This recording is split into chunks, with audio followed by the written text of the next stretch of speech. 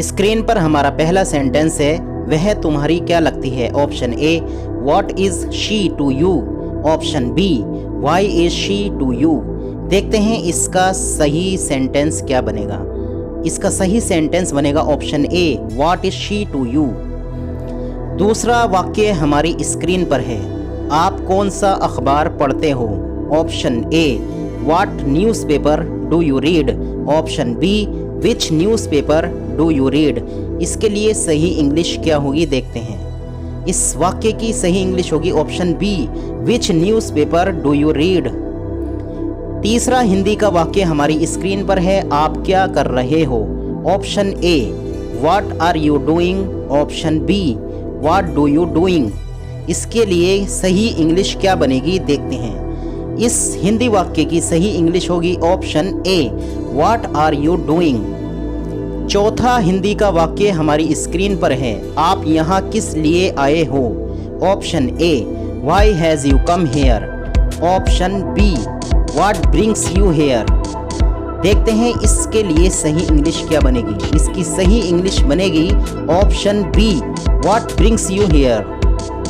पांचवा हिंदी का वाक्य हमारी स्क्रीन पर है, यहाँ किताबें बेची जाती हैं। इसकी इंग्लिश क्या होगी।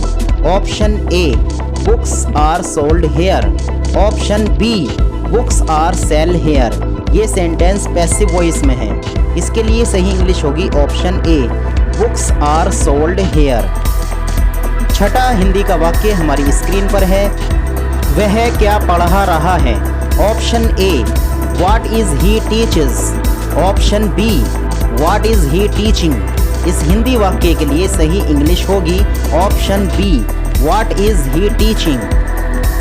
सातवां हिंदी का सेंटेंस हमारी स्क्रीन पर है, यह किताब किसकी है। इसके लिए सही इंग्लिश क्या होगी। Option A, whose book is this. Option B, who has this book. इसके लिए सही इंग्लिश बनेगी option A, whose book is this. आठवां हिंदी का वाक्य हमारी स्क्रीन पर है, मेरी घड़ी किसने चुराई। Option A, who stole my watch. Option B, who steals my watch. इस सेंटेंस की सही इंग्लिश क्या बनेगी। इसके लिए सही इंग्लिश होगी option A, who stole my watch. नवा हिंदी का वाक्य हमारी स्क्रीन पर है, आप यह कैसे कर सकते हो। Option A, how will you do this work. Option B, how can you do this work. इस हिंदी वाक्य की सही इंग्लिश बनेगी option B, how can you do this work.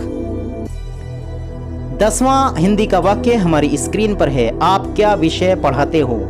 Option A, which subject does you teach. Option B, which subject do you teach. इसके लिए सही English होगी option B, which subject do you teach. Please like and share.